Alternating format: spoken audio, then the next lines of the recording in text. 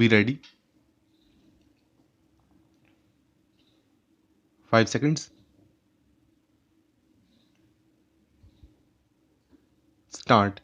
Mr. Speaker, sir, I am grateful to you for giving me this opportunity to speak on a very realistic budget presented in Parliament. I am sure the people of Gujarat are going to join me in congratulating the government for saving them from a high dose of taxation as was proposed by the previous government in the state. Sir, I take this opportunity of mentioning a few things more which I would not probably have been able to do as these are the state subjects. Before the state government gave up power, the central government has of course not imposed the president's rule, but we are under the governor these days, hence the state's budget was presented. Sir, I do not know whether it has been an oversight by the administration today or whether they have carried on what the previous government had mentioned.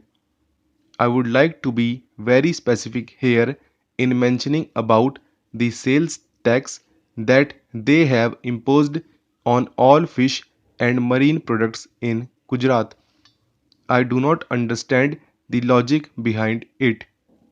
As far as Gujarat is concerned, we have bigger coastline than any other state in India. Our maritime resources have not been exploited fully. Our fishery industry has still not reached the stage which could be compared with even the backward states of this country who are also maritime states. There are other states like Kerala where the fishery industry has developed long ago and it has come to the take-off stage where from the inshore fishing they have gone to offshore fishing.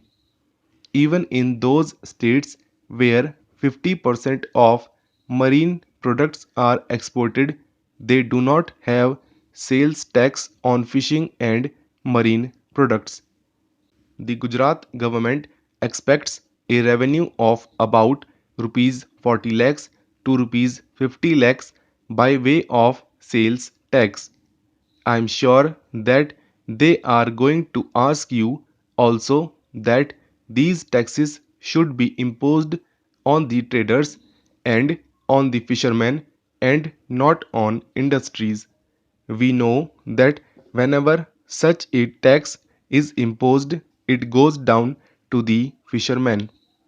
The fishermen in Gujarat are poor. We recently had an example of the export duty levied on all wool that was exported. There too, Gujarat was affected.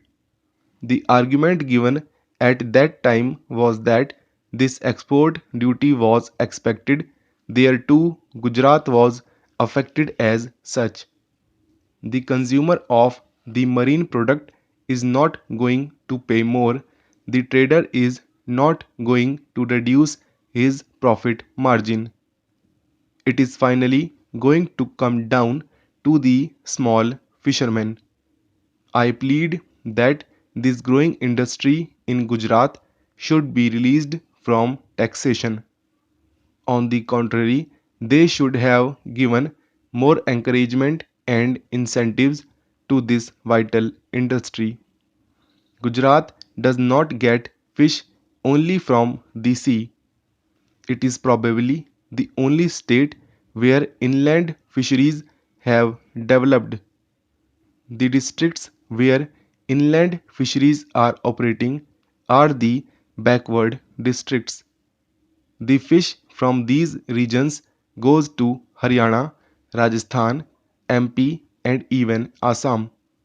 We have to compete with fishermen from other maritime states of India and there is a very small profit margin left. Do you mean to say that the trader is now going to reduce his profit margin and allow the poor fishermen, who are mostly Adivasis, to carry on their profession? I do not know why this has been brought in. I only wish the government would take this more seriously and at the first stroke and abolish the sales tax on fish and marine products from the state. You can consider it later. I wish public opinion there is ascertained, the fishermen contacted, and then this tax imposed.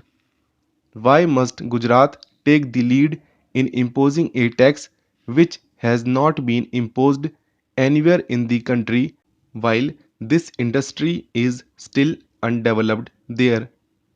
There are a few points which I would like to mention. One is about development of tourism in Gujarat.